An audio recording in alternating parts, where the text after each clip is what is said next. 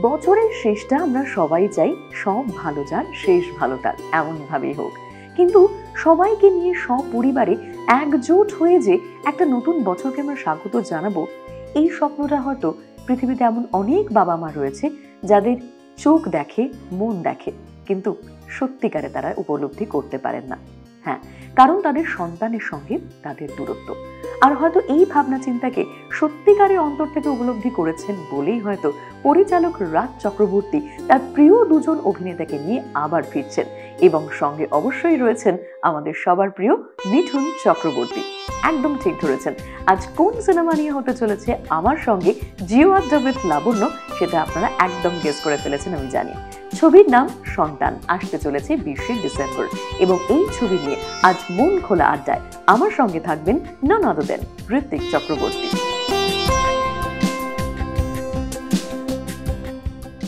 New year এবং Christmas বাঙালিদের দুটো বড় অনুষ্ঠান আসতে চলেছে।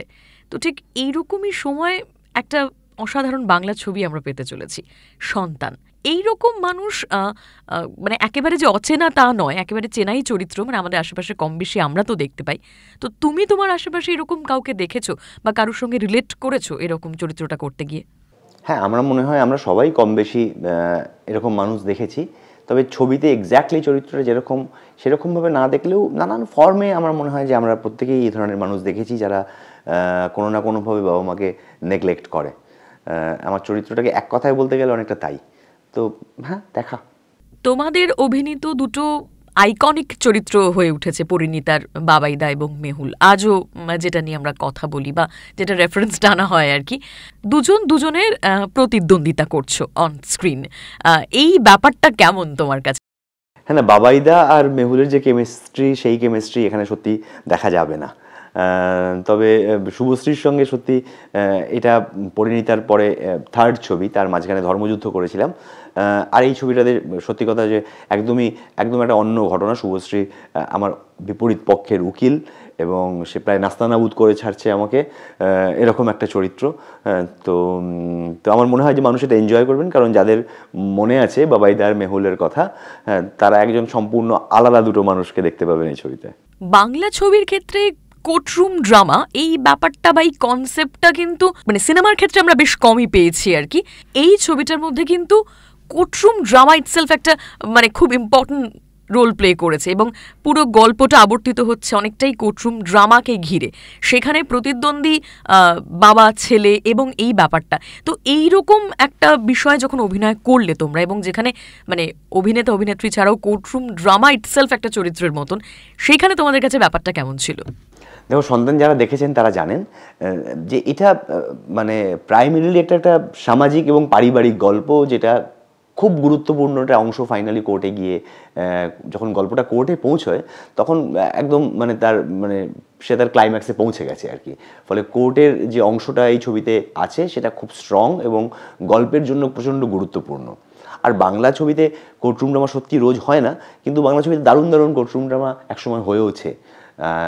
আর এখানে কোর্টরুমেই আসলে আমরা ছাড়াও মানে এই যে পরিবারের গল্প আর কি, আমি, তারপরে আমার স্ত্রীর ভূমিকায় অভিনয় করেছে মা অনুসুয়াদি, বাবা মিঠুনদা। এরা ছাড়াও ওখানে আরও দুজন অত্যন্ত পাওয়ারফুল অভিনেতা, মানে শুভশ্রীর কথা বলছি, খরাজদার কথা বলছি, তারা থাকবে।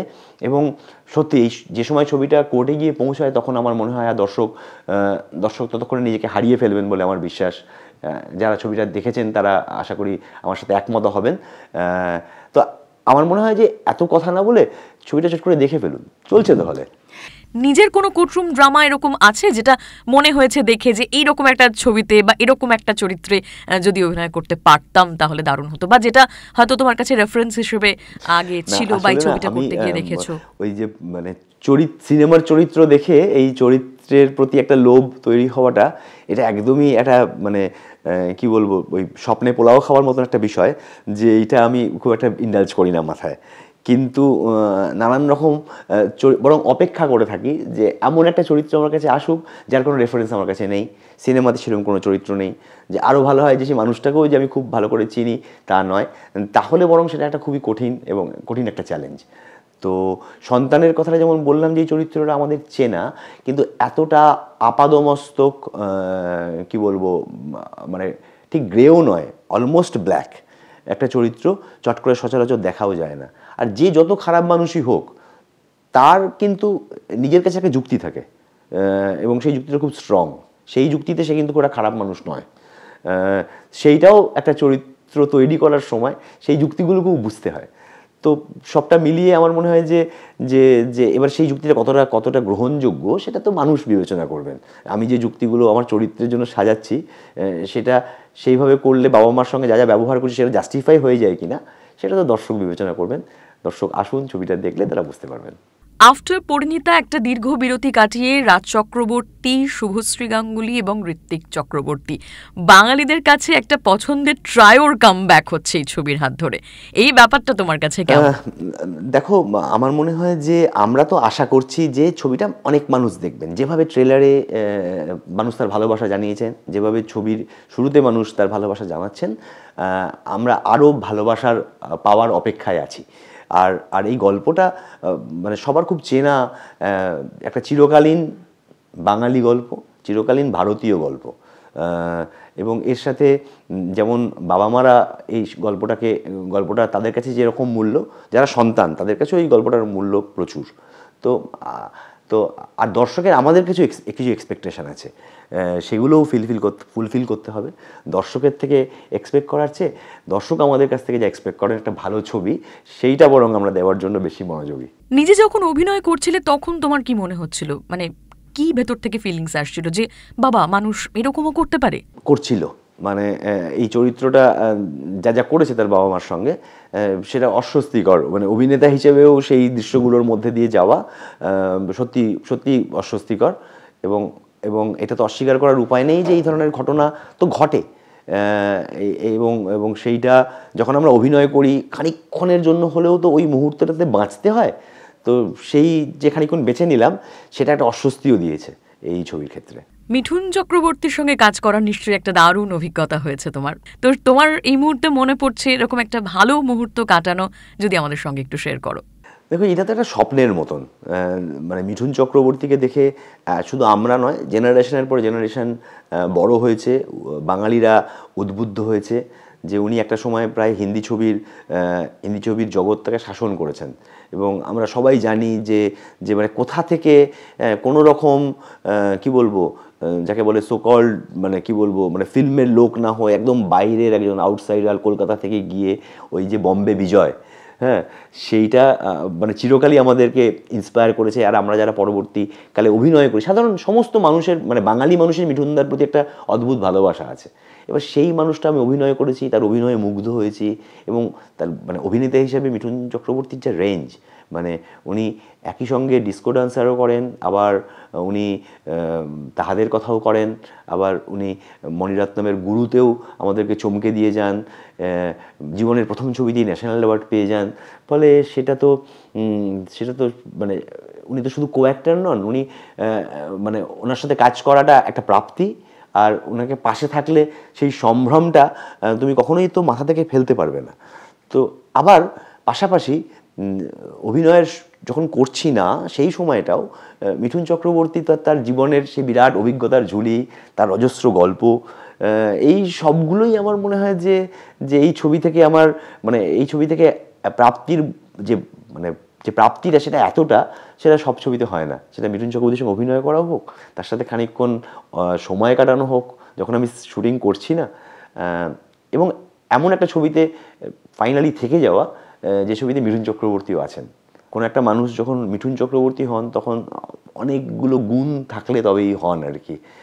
তো সেই গুণাবলীর কিছু কিছু ঝলক তো এই কদিন আমরা যে কাজ করলাম সেখানেও দেখলাম যে উনি মানে নিজের শর্ট হয়ে যাওয়ার পর উনি যেরকম সমস্ত সিরিয়াস অ্যাক্টারই এটা করেন, কিন্তু অত বড় স্টার হলে আমাদের মনে হয় উনি কি করবেন, তা কিন্তু নয়। মানে উনি তার কো অ্যাক্টারকে কিউ দিচ্ছেন, যখন ওনার শর্ট হয়ে যাচ্ছে তারপরেও দিচ্ছেন।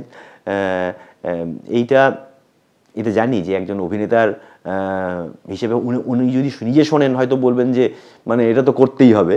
কিন্তু আমরা অনেক সময় এরকম অভিনেতা কখনো কখনো দেখিনি, তো তা নয় যে যারা নিজেরটা করার পর আর নিজের কিউ দিলেন না, এবং মিঠুন চক্রবর্তী যদি, ওনার বয়সও হয়েছে, উনি যদি নাও দিতেন, যে সাংঘাতিক যে অসুবিধা হতো তা নয়, কিন্তু মিঠুন চক্রবর্তী যদি কেউ দেন, তার তো ডায়লগটা উনিই বলছেন, চোখটা তো ওনারই দেখা যাচ্ছে, তার সুফলটা কিন্তু আমি পাবো। উনি যেটা করছেন সেটা কিন্তু আমার পাওয়ার জন্য, বা বলা যায় যে অনেকে অনেক সময় বলেন যে খুব টক্কর হচ্ছে বুঝি দুই অভিনেতার। আসলে যে বিষয়টা টক্করের নয়, সেটা এটা তারও একটা প্রমাণ যে আসলে সিনটাকে ভালো করার একটা জার্নি মানে অভিনেতারা করেন একটা সিনের মধ্যে, টক্করের থেকেও লক্ষ্যটা ওইটা থাকে। তো এগুলো সবই শেখার, এত বছর এত কিছু প্রাপ্তি, এত কিছু অর্জনের পরও এটার থেকে উনি যে সরে যাননি, এটাও একটা পেশাদার অভিনেতা হিসেবে এটা শিখলাম এই ছবিতে। অভিনেতা হিসেবে তুমি যেটা একটু আগে বললে যে ছবিটা করতে গিয়ে মানে চিত্রনাট্যের মধ্যে দিয়ে যেতে গিয়ে বেশ কিছু একটা মুহূর্ত তৈরি হয়েছে যেখানে অস্বস্তি লাগছিল এবং মনে হচ্ছিল যে সন্তান এরকমও হয় বা কিছু। আজকালকার জেনারেশনের সঙ্গে মানে যাদের আমরা জেনজি বলে থাকি সহজ কথায়, তাদের সঙ্গে তাদের প্যারেন্টসদের যে সম্পর্ক বা যে সমীকরণ বা মানে মূলত যাদের উদ্দেশ্যে হয়তো এই ছবিটা একটা বার্তা দিতে পারে, তাদের জন্য তুমি কি বলবে? চিরকালই আমরা শুনে এসেছি যে মানে আগের জেনারেশন পরের জেনারেশনকে ছোটোখাটো দোষারোপ করতে করতেই যায় আর কি, এবং বলে যে এই যে আমরাও শুনেছি আমাদের আগের জেনারেশনের কাছ থেকে যে এটা এই জেনারেশনটা ঠিক কাজের নয়, মানে আমরাই সেরা ছিলাম। আর ওদের ক্ষেত্রেও আমাদের কখনো কখনো এটা মনে হয় না, তা হয় না যে এরা একটু যেন বিপথে চলে গেছে। আসলে তা নয়, সময় একভাবে আমাদেরকে গড়ে পিঠে নেয়, সময়ের নিজস্ব কিছু দাবি থাকে, সোসাইটি একভাবে আমাদের তৈরি করে। তো কাউকে দোষ দেওয়া নয়, আর এটা খুব চিরকালীন কথা। সমস্ত সন্তান চায় যে সে তার বাবা মাকে ভালো রাখবে, সমস্ত বাবা মা চায় যে সন্তানের জন্য যা যা করণীয় করলাম তার কাছ থেকেও কিছু এক্সপেকটেশান থাকে। তো এটাকে যেন আমরা ভুলে না যাই, আমরা কেউই ভুলে না যাই। এবং কখনো কখনো বাবা মার ক্ষেত্রেও হয় যে আমরা মানে বাবা মা হয়ে যাওয়ার পর বুঝতে পারি যে আমরাও সন্তানদের এক ধরনের র্যাট রেসে ঠেলে দিই। তো সেটাও তাদের কোনোভাবে হয়তো স্বার্থপর করে, হয়তো তাদেরকে মানে আরেকটু ন্যারো মাইন্ডেড হয়ে যায় কিনা। তো সেটা সবারই মনে হয় মানে ভাবার সময় এসেছে, সেটাই বলবো। শুধু তার আগের পরের জেনারেশনকে দোষ দেবো না, বলবো আর একটু গভীরভাবে ভাবতে ব্যাপারটা। ছবিতে বা ট্রেলারে এখনো অবধি দেখে একটা জিনিস আরো বোঝা যাচ্ছে যে ছবিতে কিন্তু অনুসুয়াদের চরিত্রটাও ইকুয়ালি ইম্পর্টেন্ট। এটা খুবই ইম্প্যাক্ট ফেলেছে, কারণ একাধারে তিনি একজন মা এবং তিনি একজন স্ত্রী। মা হিসেবে তিনি ভীষণ সফট কর্নার একটা রাখেন সন্তানের জন্য, এবং স্ত্রী হিসেবে ততটাই কিন্তু একটা স্ট্রং রোল তিনি প্লে করেছেন। সেই জায়গায় দাঁড়িয়ে তোমার কাছে কি মনে হয় এই চরিত্রগুলো তোমার উপর কিভাবে প্রভাব ফেলেছে? এই গল্পে আমার স্ত্রীর যে চরিত্রটা অহনা করেছেন, এরা একটা ইউনিট অ্যাকচুয়ালি, আমি এবং আমার স্ত্রী একটা ইউনিট। কিন্তু যখন আমি আমার বাবার সাথে মিসবিহেভ করছি বা মা বাবার সাথে যা যা করণীয় তাই করছি না, তার ইম্প্যাক্ট খুব স্বাভাবিকভাবেই আমার যে চরিত্রটা মানে আমার ছেলের যে চরিত্রটা তার উপরে পড়বে। এটা বাস্তব জীবনেও হবে। এবং এই ছবিটা খুব জোরের জায়গা যে একটা সন্তানের গল্প আমরা বলছি, আর একটা সন্তান তৈরি হচ্ছে। তো সে কিন্তু ওগুলো দেখতে দেখতেই বড় হচ্ছে। তার ইম্প্যাক্ট কিন্তু ওই শিশু মনে গভীর, এবং সেটা কতটা ডিপ সেটা কিন্তু এই মুহূর্তে বোঝা যায় না। তো তার আমরা নানান রকম প্রতিফলও দেখি যে আজকে যে সন্তান বাবা মার সাথে মিসবিহেভ করছে পুরোটাই তার দোষ। এত সহজ সরল করে জিনিসটাকে বোধহয় দেখা উচিতও নয়। তার আপব্রিঙ্গিংও সেখানে জড়িয়ে থাকে। কিভাবে তাকে জগৎকে দেখাতে শেখা হয়েছে সেটারও একটা গুরুত্ব থাকে। তো সেগুলো আছে এই ছবিতে। এগুলো আমি জাস্ট থিওরি বলছি না, এটা ছবিটার মধ্যে আছে। সেটা মানুষ যখন দেখবেন পুরোটা তখন বুঝতে পারবেন যে আমি ঠিক কারণে এই কথাগুলো বললাম। থ্যাংক ইউ সো মাচ এতটা সময় আমাদের সঙ্গে ভাগ করে নেওয়ার জন্য এবং ছবির নানান অজানা গল্প আমাদের সঙ্গে এত সুন্দর করে শেয়ার করার জন্য। তো সেই জায়গায় দাঁড়িয়ে তোমার কি বার্তা? সন্তান এসে গেছে, প্রেক্ষাগৃহে চলছে। আপনারা এখনও যারা দেখেননি এই ছুটির মরশুমে সন্তান দেখুন, বাবা মাকে সঙ্গে নিয়ে দেখুন, সন্তানকে সঙ্গে নিয়ে দেখুন। সন্তান আপনার সঙ্গে থেকে যাবে সারা জীবন। তাহলে একটা অসাধারণ আড্ডার পর আই এম ভেরি শিওর আপনারাও কিন্তু প্ল্যান করে ফেলেছেন যে এই 25শে ডিসেম্বর সপরিবারে সবাই মিলে আরো একবার এক হওয়ার লক্ষ্যে আমরা এগিয়ে যাই আর দেখি বাংলা সিনেমা সন্তান। আমি তো আমার ইয়ার এন্ডের প্ল্যান একেবারে কমপ্লিট করে ফেলেছি, আপনারা করেছেন তো? তাহলে দেখা হচ্ছে আবারও নেক্সট সানডে ঠিক রাত 8টায় শুধুমাত্র জিও আড্ডা উইথ লাবণ্যর আরো একটা নতুন এপিসোডে। টিল দেন সবাই ভালো থাকুন, আনন্দে থাকুন, and wish you a merry Christmas to all.